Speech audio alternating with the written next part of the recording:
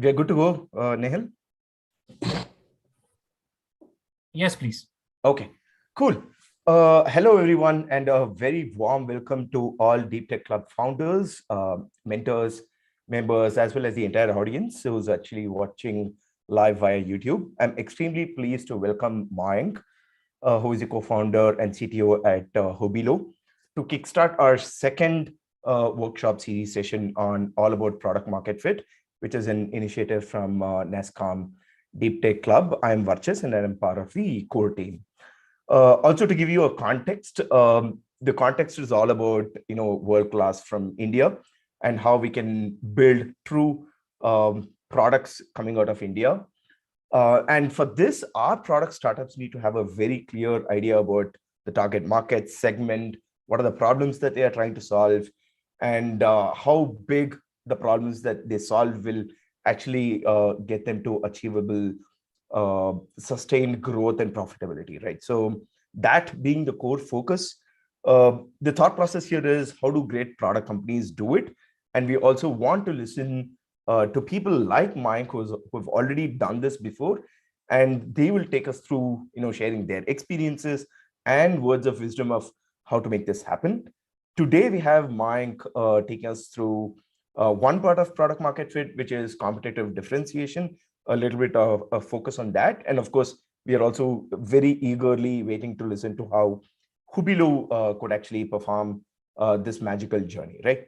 So also to introduce Mayank very quickly, Mayank is the CTO co-founder at Hubilo, and he spearheads the entire technology services and deliver what is their vision of creating the smartest virtual event platform. Also, to give you the background, Hubilo in 2019 were a point where their revenues were like almost, I would say, zero. And this was at the time of pandemic where they had two options. One option was, hey, let all of the employees go, or the other option was, hey, how do we bootstrap, build something? And I think Vaibhav, who was the CEO at that point in time, said, Mayank, can we build something in 30 days? And then what is it that you're going to build? And what's the kind of product that you came up with? Is the actual journey that transformed to being what is today is Hubilo. So I'm really, really interested to know what happened, what transpired, what was the inspiration, what was the journey. So we are very eagerly looking forward to hear from you, Mayank. So again, Mayank, thanks so much for joining us. It's an honor. And from the entire NASSCOM DTC team, we welcome you again. The session will be for an hour. You can initially give us and then take us through the inspiration journey. And then we will open it up for all of the DTC founders and mentors to ask questions, and then we can keep it very interactive. Over to you, Mayank. Thank you, Virtuous. Good evening to everyone. And I'm really glad to be here. All credit goes to NASSCOM for doing such a nice event. So let me tell me about myself. I think Virtuous had told a lot about me. But let me talk about Hubilo more. So Hubilo is kind of a virtual tech platform which only focuses on connecting and engaging people anywhere, everywhere. Okay, keeping that motto in mind, we have started this company. So let me take you back to the pandemic era where everyone has a very thoughtful mind whether to do events, what will happen after April or March time. So I think what just mentioned that Vaibhav called me up and we were discussing what to do next, right? And he asked me, what can we build in 30 days, right? And that was the time where we thought, in order to predict future, we have to create now, right? So keeping that in mind, so we created a very simple platform, very MVP product. And just we given a button to a Zoom button in all the session where a user and a speaker can go to a Zoom webinar from the platform. So this was one of the MVP product we launched. And since it was a waiting game for organizer, for event platform, event marketer, they were not confident enough whether to go with virtual platform or wait for pandemic to get over in 1 or 2 months and start again the physical events. Right? So we waited for 1 month and luckily we got our first client in March, and that was of $100. I still remember. And after that, we seen that a lot of event organizers started to see that pandemic is not getting to over. We have to adapt to the new technology, right? And we started getting a lot of leads, being into the market as a, I believe Hopin was one of the people, one of the company which was there in the virtual event sector. And we were the second company who was just started. And we started getting a lot of leads, right? Now we didn't have the whole product. We just had the Zoom button, right?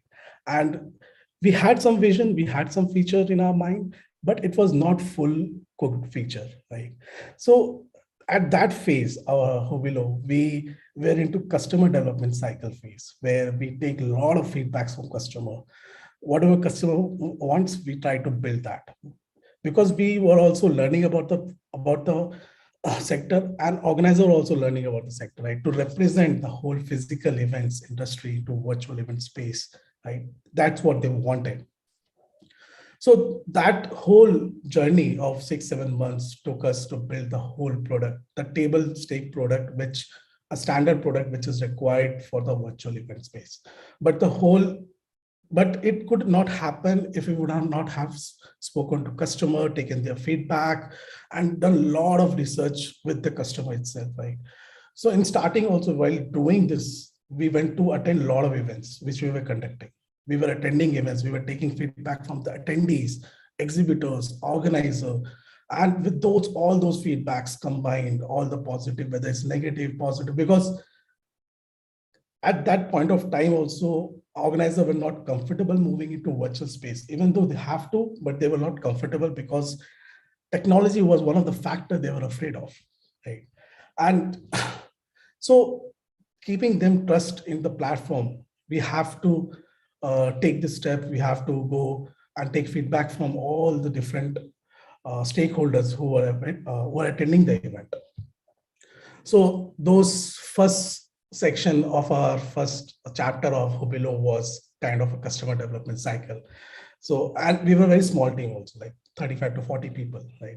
If we have a limited resources, and you can say an engineering team of 15 people, product team of 1 people, and to build a platform who is very in demand currently, and everybody wants to use it, everyone wants to be perfect in the market, not a laggy or not a buggy one, because the event planner invests a lot of money in events, right? And they want platform to be perfect.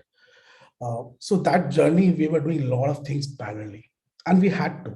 And so our technology team, our product team, marketing, sales, everyone was doing parallelly. But one of the things we thought that this is not enough at that point of time, that everyone is doing now, the virtual platform, everyone is building table stake features.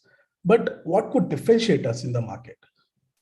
We know that organizers are afraid moving into virtual event space, and they don't know how to create that same scenario of physical into virtual space, right? So we start building our customer success team and our account manager team. And then those first months only. So, and we had to cater a client who's in different time zone. Being an Indian startup, we have to hire people who can cater to US time zone, UK or Singapore, any other time zone, right? So we build a very strong customer success team whose job was to go and just help organizer to conduct event and see any live issues are coming during the platform. This helped us, right? And I'm proudly to say that our customer success team response time for any client is currently also is average of around 30 to 40 seconds. And at that point also it was 30 to 40 seconds. So they started seeing, wow, this is the platform that provide exceptional services. I'm not talking about the product right now, I'm talking about the services, right? So that was one of the differentiator we created in the market at that point of time. So with that help, we started to grow, and people started to trust the platform, that there's someone to handhold us during our whole event cycle. And if anything happens, they are there to help us out from the chaotic world. Because let's say if anything goes wrong, like say Zoom, even if you're on Zoom, if my video is not working, my audio is not working, and speaker is waiting, right? Kind of a big speaker is waiting. It's a failure if it doesn't get to join a session and speak about it, right? So to cater all those fear factor which has in the organizer mind, it took us like to build the team and took us the organizer to trust us. But that was one of the differentiators we created in first phase of our Hubilo. So as we started to grow, we see a lot of attraction in the market. And believe me, the technology team was working day and night parallelly, because since we had a very small team back then, right? And to develop such a feature in such a small time was also going through parallelly, right? And also to at such a scale to make sure that large events also can happen on our platform. So the second phase, when we started, we got our first round of funding, and we started to grow our team. Then we kind of started doing experiments, right? And hybrid was still not there in the market.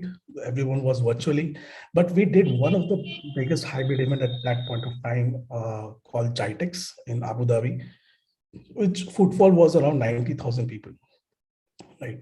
And we built hybrid features for just that event, right? We thought that what would happen, right? Let's try it. Let's build a hybrid feature. Let's see how it works out. And we took a lot of feedback from the client itself, how it wants the event to look like. And that gave us an advantage for our hybrid strategy, right? That event itself, we saw a lot of different analytics, a lot of data points, how a hybrid event should be conducted, what an attendee is looking into a hybrid event, how they want it to be impacted while he's roaming around in an exhibition hall, and a lot of people are virtually attending them, and how they want to interact among themselves also. So that was one of the learning we got during that event, and we incorporate that learning in our feature roadmap. So what, as I said, right, about the customer team, right? I believe that your most unhappy customers are your greatest source of learning, right? If you see that some events are failing, that you get a lot of learning from there also, and you incorporate those learnings in your product, right?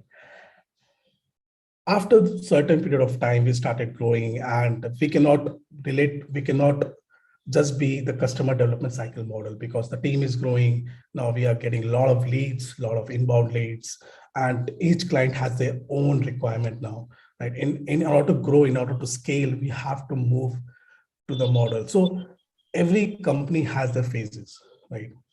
That is decided by the resources you have, right?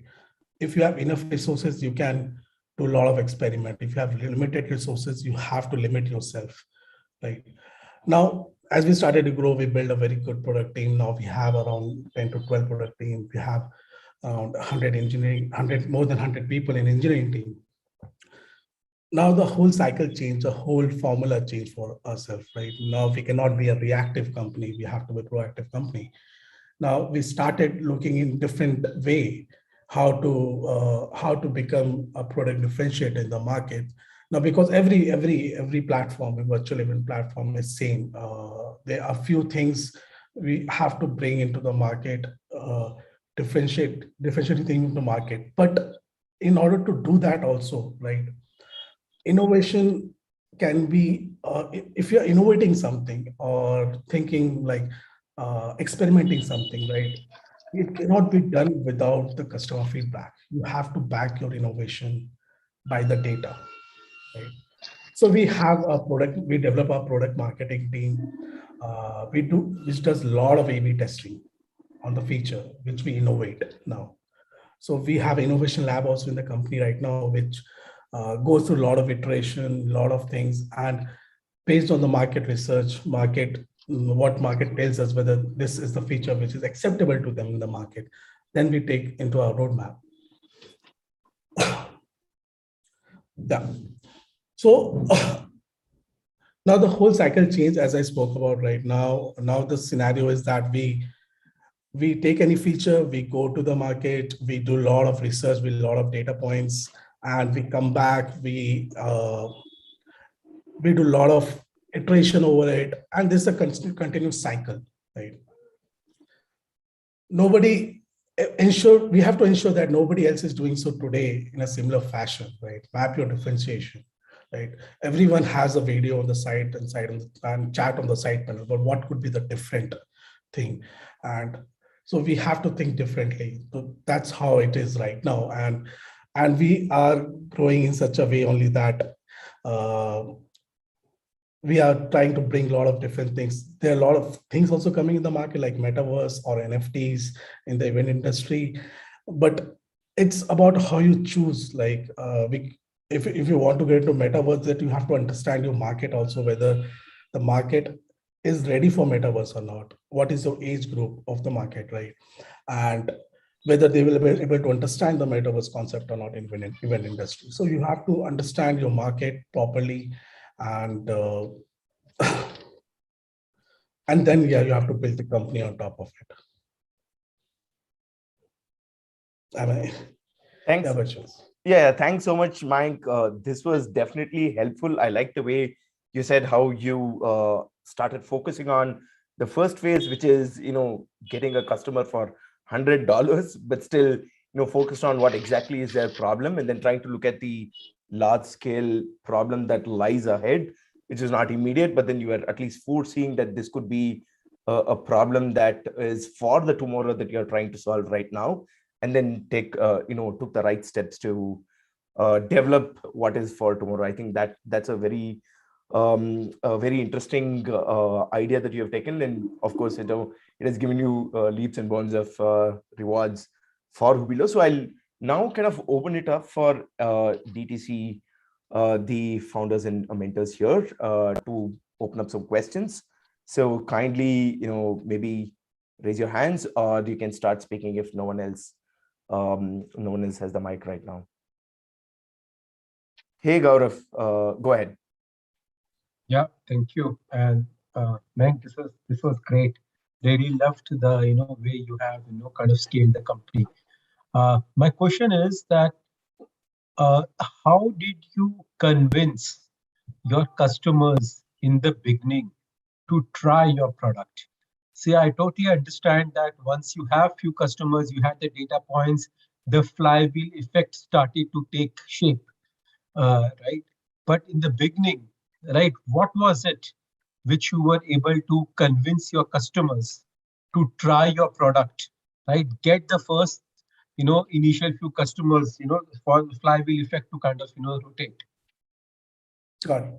So when you are building a product, when you're starting a journey, right? A lot of founders, what they do is they don't cater to customer requests, okay, which they want actually from the product, because you have built the MVP, you have not built the whole product, right? And when they see that people are accepting, the company is accepting, and they're building the feature out of their request, and since there were no other platform apart from Hopin and in this sector in early days, and we were very reactive to those things. Any requirement they come up with, our team was there. As I said, right, they were working tirelessly to support them and to build the feature according to their taste of the event, uh, and and convert it into virtual space, right? We were doing that for every client at back then, right? Whatever they want, what they want to see, we were prioritizing them in our product and developing them for them. So you can say that turnaround time was also not a month or 2 months. It was around 2 weeks. So when a customer comes, they say that I want this feature, let's say, right? And you deliver them in 2 weeks time. So they see that this company really understand and really value my opinion, right? And they are developing their product based on my request, right? So that's how we started to gain a lot of customer to onboard us in starting. So that was the factor. Sure, thank you very much. This helps. Okay, I'll go. What's this? Yes, Kaushik. Thanks, Mike. I have some question. I think two questions to start with. So one is, I kind of missed the part where you said initially you were doing something else, and then the pandemic happened, and then you moved to this current product, right? So how much of a, see, in a sense, it is a pivot, right? So how much was it, or how much of it was, there was a, you can say, a technology overlap between what you were doing before and what you are doing now? In that sense, how much of it is different than if it is just a tweak in the product? Your core competencies is still, you're using the same team or capabilities. Were you able to do that? So yeah, so we were into event industry also before then, but we were catering a lot of enterprise clients, and we were working closely with them, and we were into physical events kind of thing. When we tried to shift the whole experience with the team, they already have about the events, what to do in event industry, right? So the whole team was shifted to virtual event. So we have the same team which was there before, because we don't want to hire also that type point of time there was, and we had already had a lot of experience currently in our team. That's why we were able to grow, because they were able to understand the market, right? And while shifting to the virtual event space, initially for the first 2 months, first month, the product which we used was one of the part of the product which we discarded way back, right? And we didn't use the whole product, and we started with a simple product MVP, and then we build on the top of it everything which we have currently now. Okay. So you already had the domain understanding in that sense. You were in that industry. Okay. So now coming to the pricing, you mentioned you started with $100, right? I'm guessing now that that price is not the same. It has changed, right? So how did you know that $100 is something that will work, for one, and what might have triggered you to arrive at the new price? So $100 was kind of, so we could have done it for free also, but I don't know what happened that the client was ready to pay $100 also, because there was nothing in the market. I was looking for a simple platform, and he has already sent out the event. Event was already on plan, and he couldn't cancel it, right? And he was also looking to experiment at that point of time. So it was a match for us, right? And that's how we got that client, and he paid us $100. And currently the price is customizable based on the requirement of the client and what they want and how big of a feature they want in the platform. And how we arrive to that pricing is all based on the market, what market value, what people are offering, and based on the data points, we have arrived to our pricing. Okay, and I'm guessing that you have different prices for, say, North American market as against, say, India or Southeast Asia. I mean, Asia. No, it's not like that. It's not like that. We have attendee-based pricing. Per attendee, we cost some dollars based on the feature set. So it's equal to for every sector, whether every time zone, whether it's India or US or UK. Okay. Thanks a lot, Mayank. Thanks a lot. Okay. If nobody else has a question, I'll kind of ask the question, Mayank. So when we are looking at competitive differentiation, I understand you are one of the first movers or came up with this platform. Maybe Hopin was there. And the entire, like during pandemic, everyone could be looking at, hey, how do we do virtual events? And then you picked up this team early on. How did you maintain this competitive edge? Because you were like one of the early movers. And what was the competition when you started growing? Like, 10 months down the line or 1 year down the line, you would have obviously seen a lot of other companies too getting into the space. And then I still think, why Hubilo and why not Teams or why not Zoom, etc. So what was your story on this when you actually went and met your prospects? Yeah, so people do compare virtual platforms starting with Zoom and Teams, right? But when you see event, a map of event, how event is happening, right? There's a lot of different stakeholders, an exhibitor who wants to represent his booth, a speaker who wants to connect with a lot of different people in his own way, right? A personalized user personalization where you want to see the platform according to your own taste. So there are a lot of different things happens on the platform, virtual platform, which doesn't happen on Teams or Zoom and any other conferencing platform, right? And I believe currently Zoom has also started trying to get into virtual in space, like 6 or 7 months back. So everyone is trying to do that. But going back to your initial question, where you asked me how we get the competitive advantage. So we had an experience before. We were well experienced in this industry, and we know that this event industry is ever evolving industry. Every 2 weeks, you will see something. They want something new. Organizer wants something new out of the platform, right? And our whole product cycle is such a way that we bring something new after every 2 weeks into the market. Either, let's say I give you an example, okay? I think 1 year back, we saw a barrier in the market of a language barrier in the market. Like European countries, they don't want to attend an event in English, right? They don't want to use a platform in English, right? So I think 1.5 years back, we developed a feature called multilingual, right? And that was one of the feature. Currently, also we can say that we are the leader in that feature, and we started that feature first, right? To understand the market, what not only the certain section of market, but everywhere, what all the audience are, what they need, that is important. And then you build that feature that will bring a competitive differentiation in the market for you and for your platform. So with the help of multilingual feature also, we remove the border restriction, right? Everyone can connect to anyone from each each zone, right?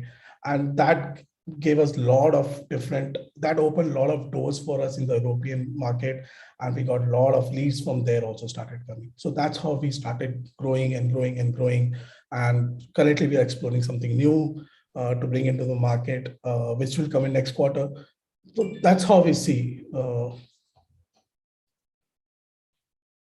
Okay, cool. Thanks so much, Mike. Just a follow-up question on that, right? So basically, what you're saying is you've done something which nobody else has done, and is it that they cannot copy it, and you're constantly innovating in such a way that they can only be followers for what you're doing, and they're always two steps ahead of what the others are thinking. Yeah, exactly. So it's all about first mover into the market, right? Anyone can copy anything right now.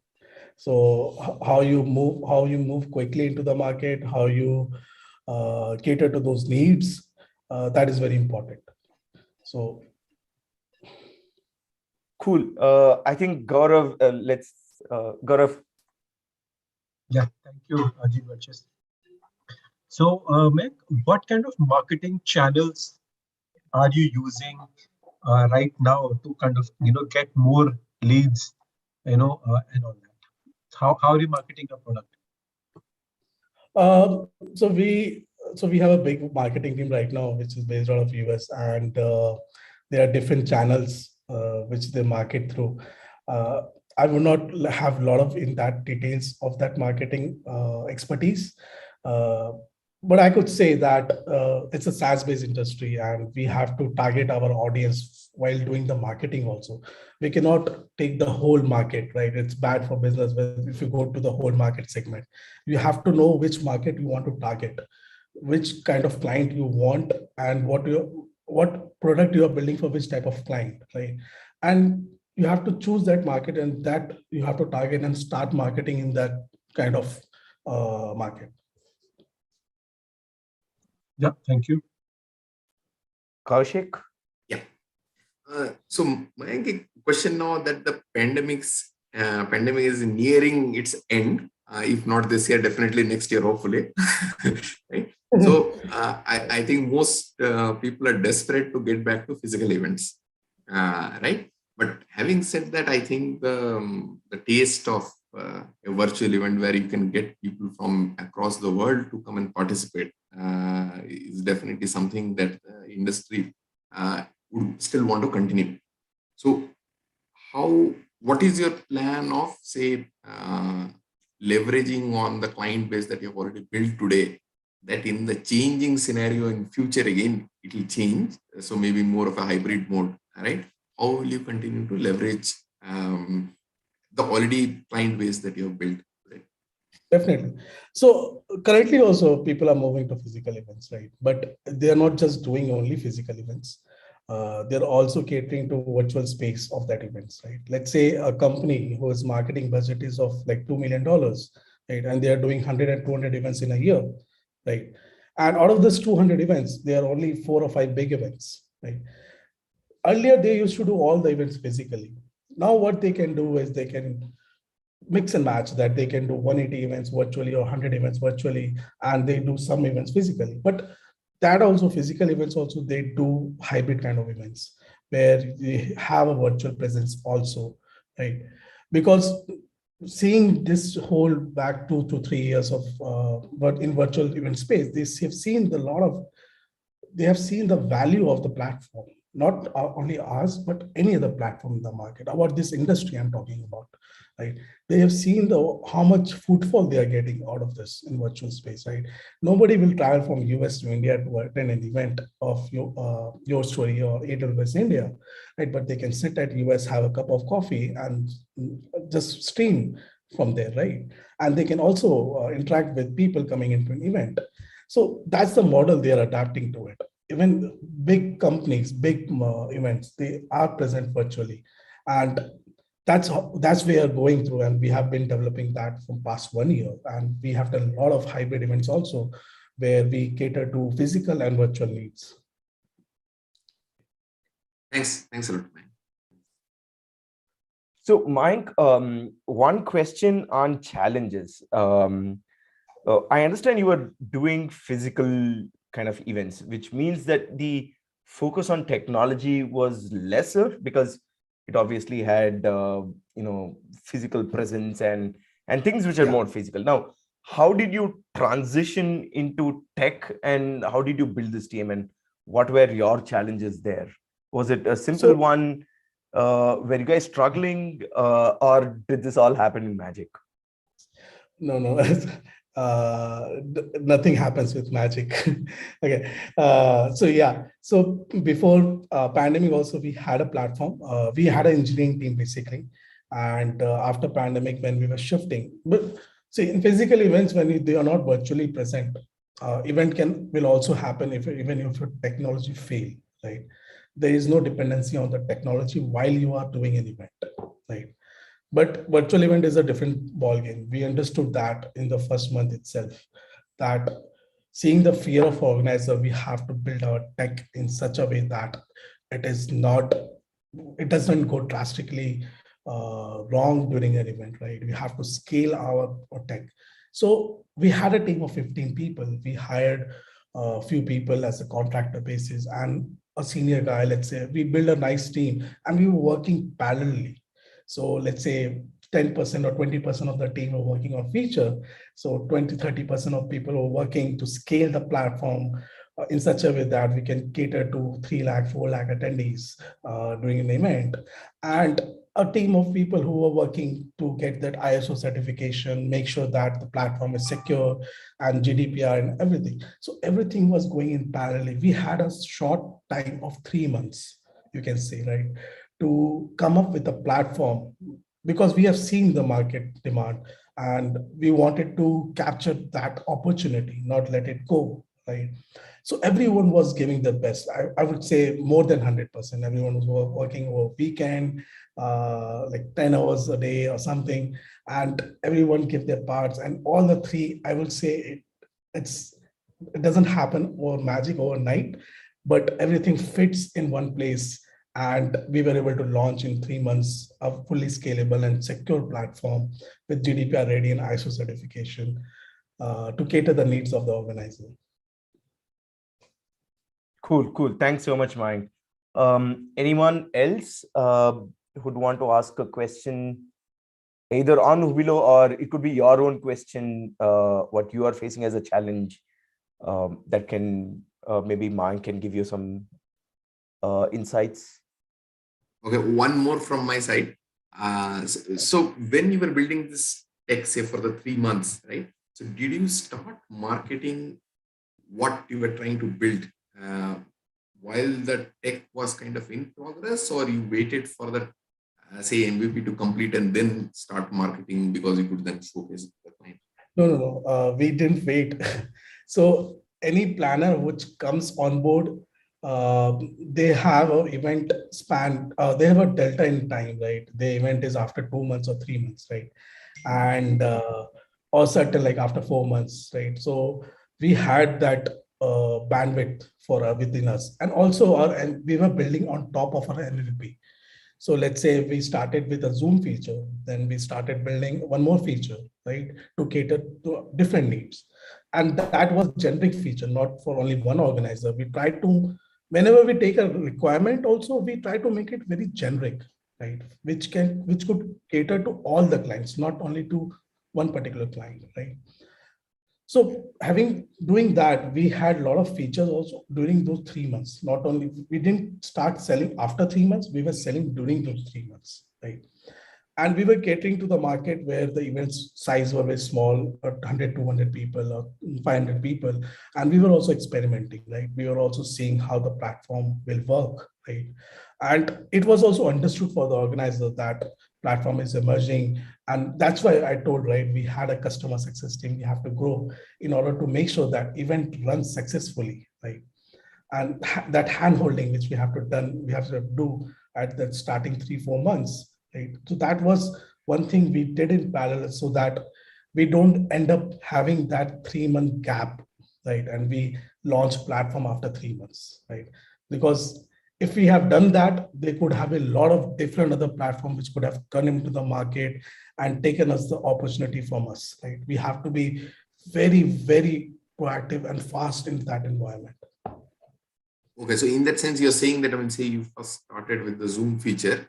So that's like a feature. So it was like a sprint or whatever, one cycle probably took a week or so to complete. And then you started going to the market, showcasing that. We were not following the sprint cycle also back then. Let's say if we develop a feature in 3-4 days, we used to deploy because we want to be very quick. We don't want to wait for whole sprint to end and then we have to deploy, right? So even if the feature is ready in 3-4 days, we deploy it and we start using that feature, right? That's how we were doing it, right? And we wanted to give a lot of features in the market, just not the Zoom feature. Thank you. Okay. Anyone else? Otherwise, I do have one more question, Mayank. So if we look at the challenges that you see in a space like this, right? And I think now this particular space would have been like really hard and a lot of players. So what would you believe should be the kind of approach that companies like similar to yours, wherever our founders are, if they are also looking at competitive differentiation, competitive advantage, what would you say should be the focus for such DTC companies where there is quite a lot of competition? How do you approach with too many people? Hey, what should you do? Right now everything is like, as you said, table stakes, everybody is there, there's minute differentiation. So in this complex competitive world, what would you believe is the right approach? I think it depends on where are you at as a company also, and what is the resource you have as a company. And one thing we can do is that if you are at a good state of place in the company, you can always innovate, but that innovation should be backed by your market leaders in your space, or any prospect customer, or your current client base, right? You have to do a lot of A/B testing, right? You have to have 10, 15 variation of your innovation, right? And talk to them, get a lot of feedback, and then you release that feature. So, but you have to think very differently, right? You have to keep all your competitor at one side, see what they're doing and what you can do differently, right? And that's how you come with an innovation, right? If everyone is doing the same thing, what do you think differently, right? And once you get that, right, it can be any small thing also, UI UX change, or anything like Zomato did, right, in 2019, that he has launched free delivery if that it's not delivered in time. So that was one of the differentiation, right, from other delivery app, and that was a hook for Zomato at that time. So that's important to have one differentiation from other different competitor, but backed by the data. Because if you innovate something and if you release something, if it's not backed by your customers, then it's just another feature and you client might not end up using, right? So market research is very important. Cool. Thanks, Mayank. Are there any further questions?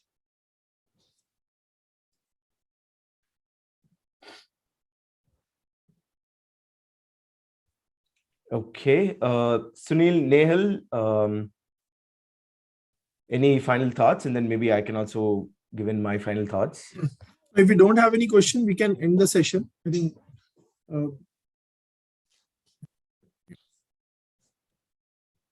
Sunil, I couldn't hear you. Yeah. Hello. Okay. So if we don't have a question, we can, probably close the session. Okay. Mayank, just to kind of summarize, right? I think the biggest takeaway that I see in the way you've grown this organization is your prior experience on the physical event, that you knew how exactly it works, and that's your knowledge base that you've taken into virtual, and then you have quickly been able to translate that experience and knowledge into virtual. And I think that is where the spark has come, and then you started differentiating with already, maybe Hopin and others, and that gap of competitive advantage, you have taken it all the way through, and then you're kind of leading in this particular space. I think that as a takeaway, your knowledge on the market, exact problems that the event organizers are facing, because you've already been with them in the physical world, and you're now giving them a platform in the virtual world which exactly solves each of those problems. So I think that is the biggest takeaway that I take in terms of the Hubilo success factor, is the core understanding of the market, of your customers, as well as the needs, and being able to develop features at a very quick fashion, ability to serve your customers and make them happy. As you rightly said, the customer success team is one that made things work. I think that is where the entire story is stitched in, and then you are able to hook onto your initial customers and then grow. I would take these as a very important takeaway for any other founder to look at. How can you quickly come up with something, hook on, and then start scaling up as the number of customers grow. Make sense, Mayank? Yeah, which is rightly said. But just wanted to point out that even if we had the experience way back, but moving into virtual sector was a different experience itself, because a lot of different things came up to serve the virtual sector also. It's just because we have to rethink the event strategy, right? Got it. To cater different needs, which is not there currently, right? And that was also one of the challenge which we faced during that time, right? And to quickly think and adapt and deliver, right? That was one of the advantage we had at that point of time. Okay, makes sense. Being agile is like real.